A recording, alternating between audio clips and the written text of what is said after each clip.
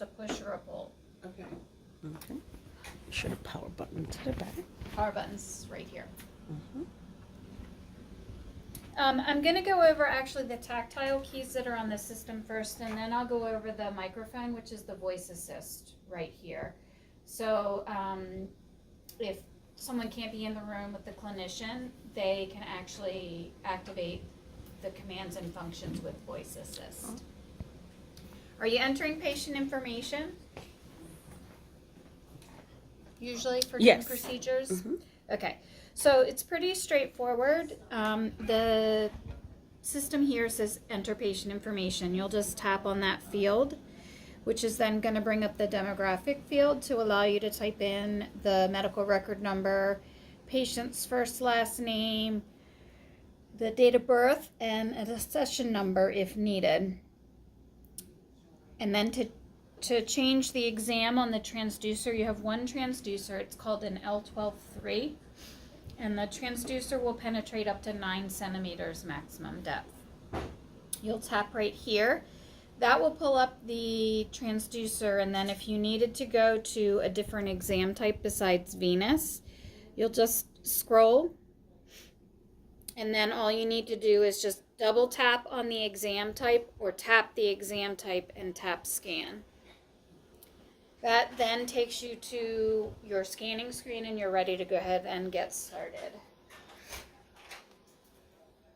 If you're looking for a center line on the system, center line is right here. By tapping it on, it pulls up these dotted lines that go down the center of the screen, which are going to correspond to the line that's on the transducer.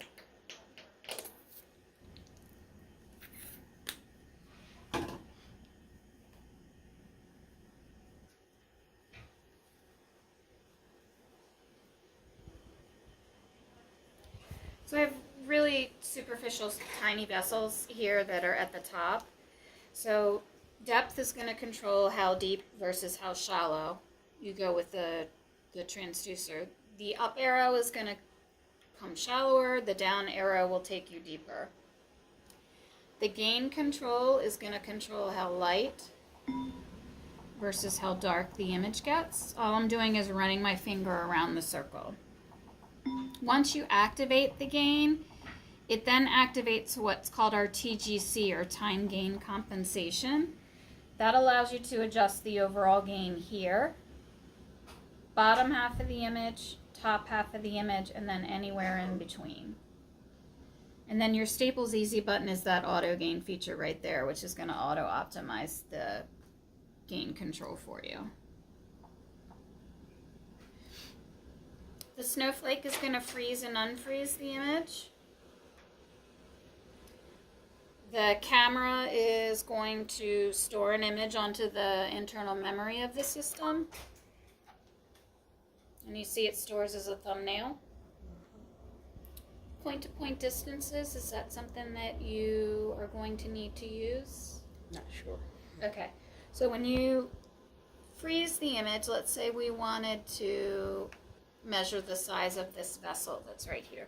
You'll have to freeze the image, and then you can go into the button that says caliper, which will bring up point-to-point distances.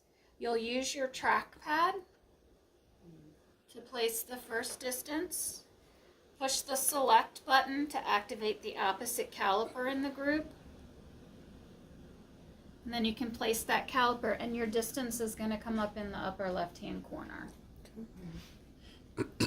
Something else that we actually have with this system is if you go into calcs, if you're ever curious about the diameter of the vessel to know what size catheter to use to be able to not take up so much of the vessel, when you do a measurement,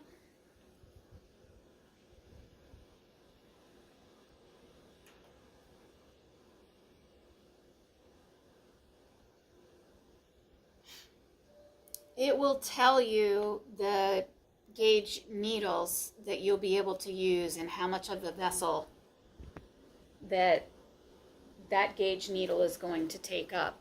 So that again was under the calcs button.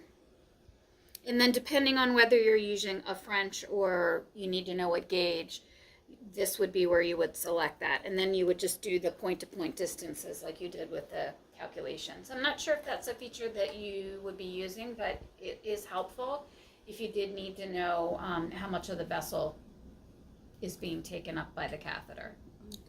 Okay? And then unfreeze will take you back to your scanning screen again. Color is the C button. When I tap on C, it brings up my box. I can move the box around the screen with the trackpad. And then, let's see if I can get some augmentation coming through there. You can see that there's a little bit of flow when I augment. Coming through. Mm-hmm. And then 2D will take you back out to your two-dimensional image. And you'll see that we have stored an image. Once we are finished with the study, you can end the study, which will then take you back to that startup screen again. And then you'll be ready to go ahead and start a new patient. Or now, let's say, for example, you wanted to go ahead and clean the transducer. All you would need to do is go back into scan, and then right here where it says enter cleaning mode, you want to make sure that you either go into cleaning mode or you completely turn the system off to wipe it down so that you're not telling it to do a bunch of different features.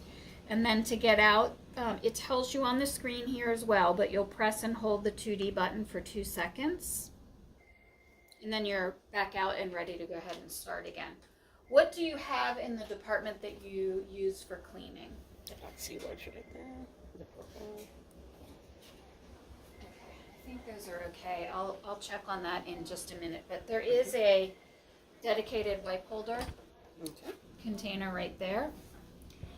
Now, the other thing that I'd like to go over is the actual voice assist, so that if one of the nurses isn't able to be in the room, or if someone's in the room by themselves, you are able to actually tell the system what you would like for it to do if you need to adjust the depth or the gain or different things like that. So first of all, you have to make sure that you turn on the voice assist right here. So when you turn it on, then all you need to do is just say activate voice. Once you activate the voice, you have then brought up the commands that you need to say to be able to change the parameters. You have to follow the command prompts on the screen. You can't just say adjust gain, adjust depth. It has to be brighter or darker or reduce depth or increase depth. Center line off, center line on. So I was opposite with my freeze. You can take a picture with this, but you have to say this command instead of what I said. And then unfreeze, color on, color off. So you're able to go ahead and, with your voice, tell the system what to do if you're in the room by yourself. It does run off of a timer. So once the timer runs down,